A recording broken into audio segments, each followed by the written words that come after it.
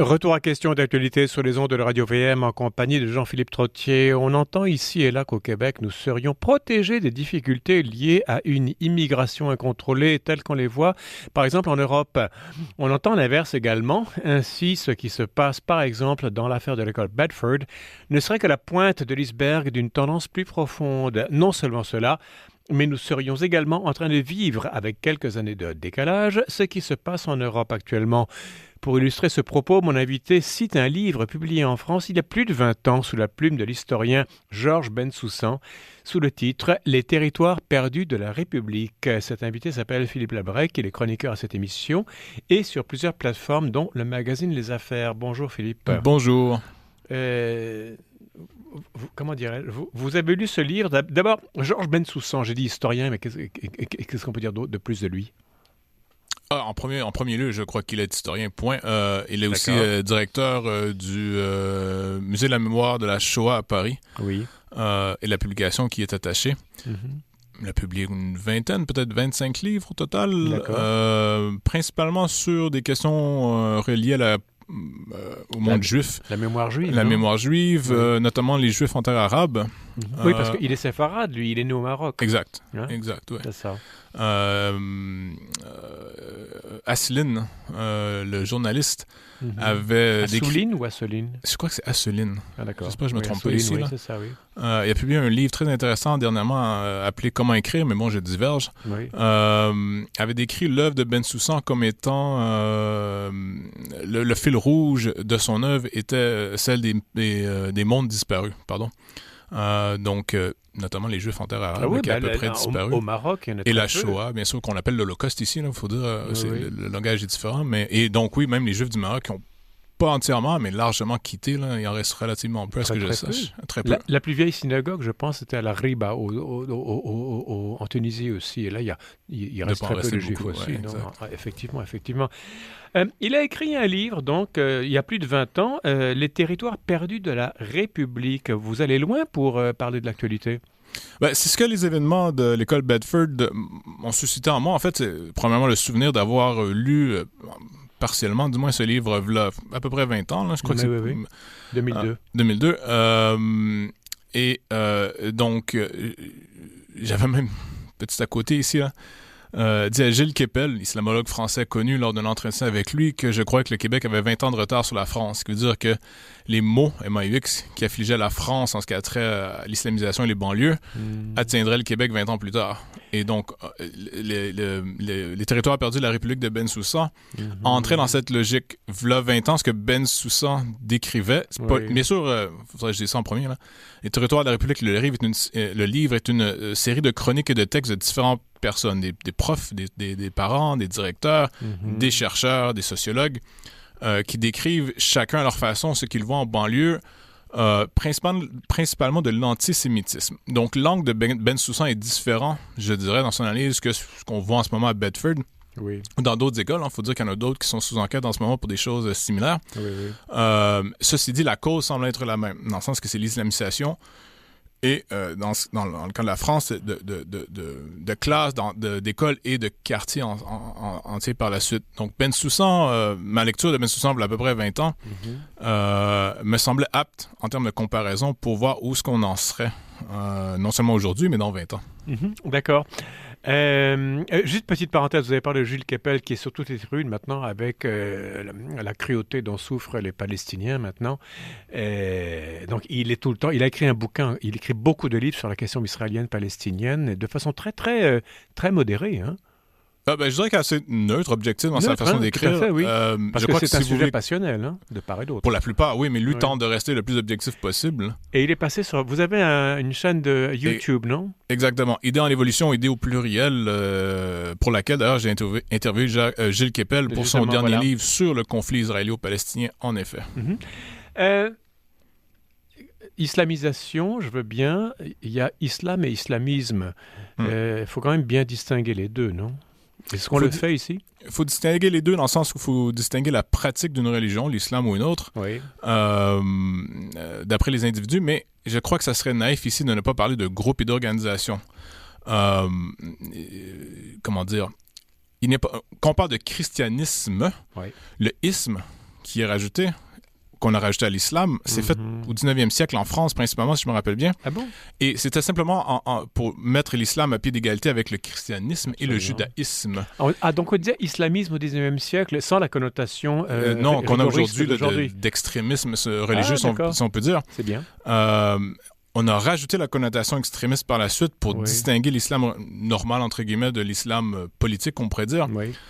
Mais il faut dire que dans le Maghreb, dans le monde musulman, le mot n'existe pas, ou quand il est utilisé, c'est un calque de sa connotation occidentale, si on peut dire. D'accord.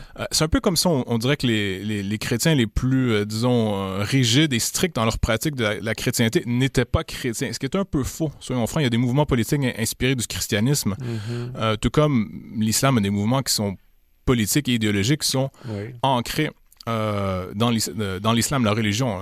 Donc, ce qu'on appelle l'islamisme, je crois que c'est un peu... c'est pour ne pas stigmatiser les musulmans qui n'adhèrent pas à ce mouvement, ce qui est tout à fait honorable. Et qui le contestent en plus. Et qui le contestent souvent, qui en sont les victimes premières souvent aussi, oui. Il n'y avait pas une directrice de garderie québécoise qui était justement musulmane et elle a écrit un truc, d'abord ça a pris du courage. Exact. Fatima Aboubakar, de mémoire, qui a écrit dans les pages de Devoir, dans les lettres d'opinion, son expérience de la chose. Et elle le dit très bien. Elle a dit justement, en tant que femme maghrébine musulmane, je suis la cible première de ces gens-là, parce qu'elle est, on comprend ici, entre guillemets, moderne, laïque, veut vivre à l'occidental, et pour eux, c'est la première cible. C'est la première chose à faire, c'est distinguer, entre guillemets, les bons et les mauvais musulmans. Voilà. Elle tomberait, on en déduit ici, dans le camp des mauvais musulmans, tandis que les bons seraient ceux qui pratiqueraient un islam de plus en plus rigoriste et pur, entre guillemets. Et elle, donc, décrit ce qui se passe, ce qu'elle a vécu en garderie, ce qu'elle a vu dans les institutions publiques et privées, RPA, système de santé, et donc scolaire, comme je dis, jusqu'aux garderies, encore une fois. Et tout ça, justement, à la lecture, en particulier du texte d'Aboubacar, c'était pas que le cas de l'école Bedford, parce qu'en gros, elle décrit à peu près la même chose, une islamisation de la garderie où elle a travaillé à une certaine époque. J'en ai conclu que les territoires perdus ici étaient ceux du Québec. On a commencé avec la classe, la garderie, l'école, une partie du système de santé, certaines institutions publiques et privées, centres pour personnes âgées. Tranquillement, on commence à voir le même phénomène. Est-ce que la France est plus avancée dans le même phénomène? À mon avis, de toute évidence, comme j'ai dit, à peu près 20 ans en avance. La France a eu des colonies musulmanes. Le Québec n'est pas un pays colonialiste ou colonial. Je veux dire, est-ce que ça fait pas une différence quand même? Parce que ce calque de la France, il a une certaine validité, mais est-ce qu'il est valide mur à mur? Je crois qu'on utilise l'argument de la colonisation française du Maghreb en particulier. Là. Tunisie, Algérie, Maroc. Algérie surtout, les deux. Surtout l'Algérie. Les autres, c'était des protectorats. Surtout l'Algérie, oui. Mais surtout que l'Algérie, au point de vue population, est beaucoup plus important que les deux autres aussi. C'est vrai. Aujourd'hui, je veux dire. Mais je crois que c'est une excuse. En fait, c'est une excuse pour parler d'un phénomène qui a 14 siècles de profondeur, donc qui remonte au début de l'islam. Cette volonté de conquérir le monde qui est pas non plus étrangère au christianisme d'une certaine façon. Et loin de là, évidemment, oui. Donc, on devrait le comprendre, mais on l'ignore. On fait semblant, du moins. On joue à l'autruche. C'est pour ça que je crois que l'excuse de la colonisation pour expliquer ce qu'on appelle aujourd'hui l'islamisme ou simplement l'islam conquérant ou l'islam politique, donnez-y le nom que vous voulez. À mon avis, c'est une façon de ne pas parler du sujet principal qui est ici simplement, comme j'ai dit, une mission que l'islam a depuis 14 siècles ou à peu près. Là. Philippe Labrec, la réponse à cela, c'est pas en 10 minutes qu'on peut régler le sort de notre société, et encore moins du monde. Essayer. Mais on peut essayer, oui. On parle tout le temps de laïcité. L'État est neutre et sert pas de moyeu, mais de lubrifiant, de facilitateur des différentes foi de tout un chacun qui vont être dans la sphère privée ou en petit comité.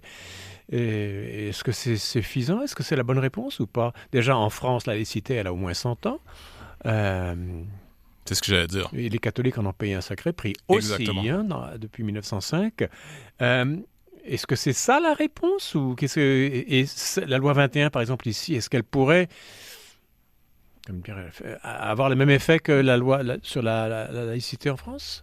Ben justement, ce qu'on en comprend en lisant Ben Soussa, quand je dis qu'il parle surtout de l'antisémitisme, la montée fulgurante de l'antisémitisme à l'époque en France, principalement due, encore une fois, à cette islamisation, qui politisent le conflit israélo-palestinien en plus. Là, on comprend que les deux prennent place en même temps. Mais Bensoussan explique bien que l'origine de cet antisémitisme n'est pas que le conflit palestino-israélien. Je ne vais pas refaire l'histoire ici, mais tout ça pour dire que si Bensoussan parle aussi là, de cette perte de la laïcité, du moins, dans les écoles, c'est que si la France, avec sa laïcité qui date, comme on l'a dit, de la loi de 1905, avec toute la force de cette laïcité qui est beaucoup plus forte que la nôtre en termes de culture, en termes d'imposition par l'État, on peut même remonter à la Révolution française, brûler les églises, les monastères, les ci, les ça. C'est ça. Il y a une réponse laïcarde, je dirais ici, là, extrêmement violente. Donc, les Français ont une tradition laïque beaucoup plus forte que la nôtre, qui date encore de beaucoup plus loin que la nôtre, de beaucoup plus longtemps, je devrais dire, que la nôtre. Et pourtant, la France a échoué à contrôler ce qu'on pourrait appeler l'islamisation, ou même la freiner, ou imposer, ou instaurer, dites-le comme vous voulez, la laïcité dans le système scolaire français, après une certaine immigration massive, disons, de certains pays qu'on a mentionnés, et face à ce nouvel islam conquérant. Donc, quand on nous dit que la loi 21 est la solution associée au Québec, j'ai envie de dire, mais si la France a échoué avec toutes les options, la force de l'État français, la force de la culture française et la force de sa laïcité qu'on n'a pas au Québec, on n'a aucun des trois, hein, ni l'État, ni la force de la cité, ni la force de la culture française, qu'est-ce qui nous fait croire que ça va réussir? Je pose la question, mais on y répond en posant la question, en faisant la comparaison. C'est pour ça que la comparaison avec la France, à mon avis, est particulièrement pertinente. C'est que si la France a échoué et les choses s'aggravent, se sont aggravées depuis 20 ans, depuis la publication du livre de Bensoussan en France, j'ai envie de dire, c'est pas suffisant. Non, c'est pas suffisant parce que tôt ou tard, tu ne peux pas remplacer la société civile, je dirais, dans l'application de la laïcité. On porte tous la laïcité en nous, on la pratique quotidiennement, inconsciemment peut-être, mais on sait très bien de ne pas... faire l'exhibition de nos religions, de nos croyances personnelles dans l'espace public, sur le lieu de travail, dans un studio, mais il y a dans aussi le métro. ici que c'est très chic de se dire anticatholique, d'apostasier, etc. Il y a ça aussi. Il y en a qui ont des bonnes raisons, ça je le respecte, mais il y a aussi une façon d'afficher son athéisme, sa libération. Ça crée un boulevard pour d'autres religions. Ben, je crois que ça fait partie de cette défense naïve, à la limite dangereuse, à tout craint de la laïcité, c'est qu'on oublie nos propres racines chrétiennes. Absolument. Mais on n'a pas attendu l'arrivée des migrants musulmans. Je veux dire, ça, tout à fait. On pourvoit amplement, on s'autodétruit complètement. Par commodité, par indifférence, par confort, par paresse, par manque d'esprit critique et par lâcheté aussi. Et en plus, on est dans un régime multiculturaliste canadien. D'ailleurs, comment est-ce qu'au Canada se vit cette question de l'islamisme ? Est-ce que vous avez réfléchi à ça? Parce qu'il me semble que Trudeau, avec son petit rêve de Peter Pan, ne voit rien venir, ne voit rien.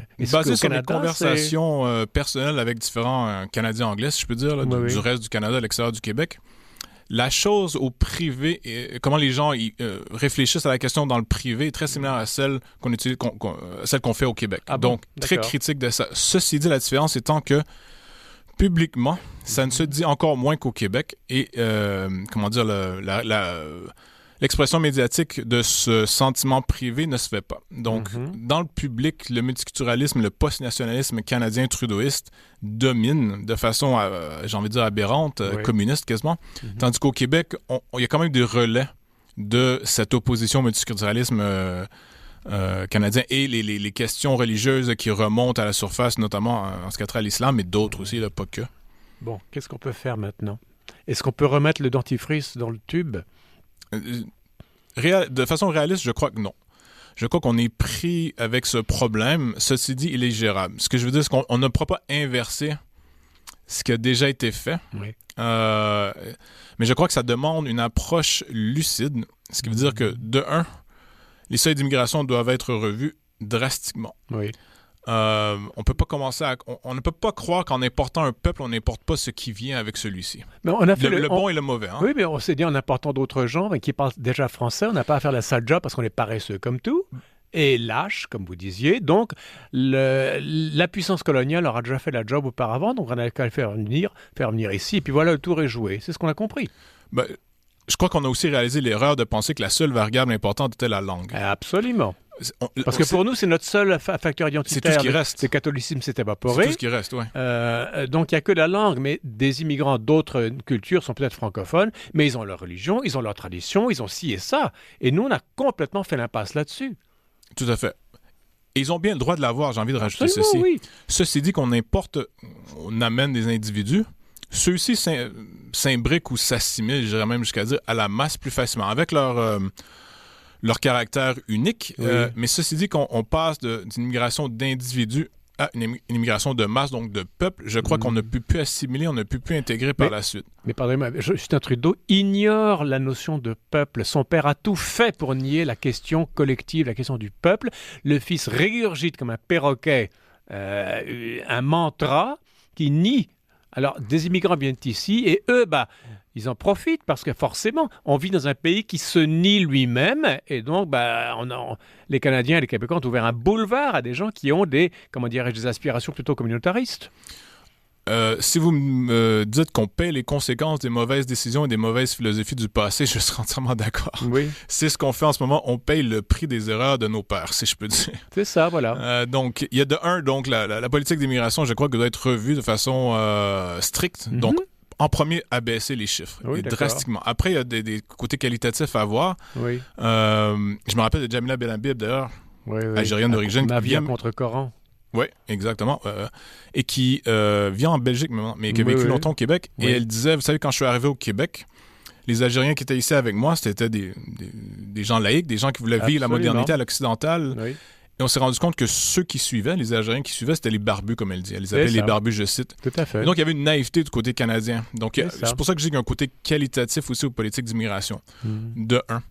De deux, je crois que, comme j'ai dit, il faut une lucidité dans le sens où il faut commencer à se dire qu'il y a certaines organisations, et là, je ne pourrais pas les citer non plus, mais pour avoir lu plusieurs livres sur le sujet, surtout dans le contexte français, par contre, organisations islamistes, là, comme on pourrait dire, là, qui trouvent leur financement dans certains pays, qui agissent de certaines façons, qui minent, à mon avis, ce qu'on appelle ici, là, de façon un peu euphémiste, là, le vivre ensemble, par le financement de mosquées, de centres culturels, d'agents même. Je vous ramène au livre de Florence Berger-Blaclair, dont j'ai parlé ici.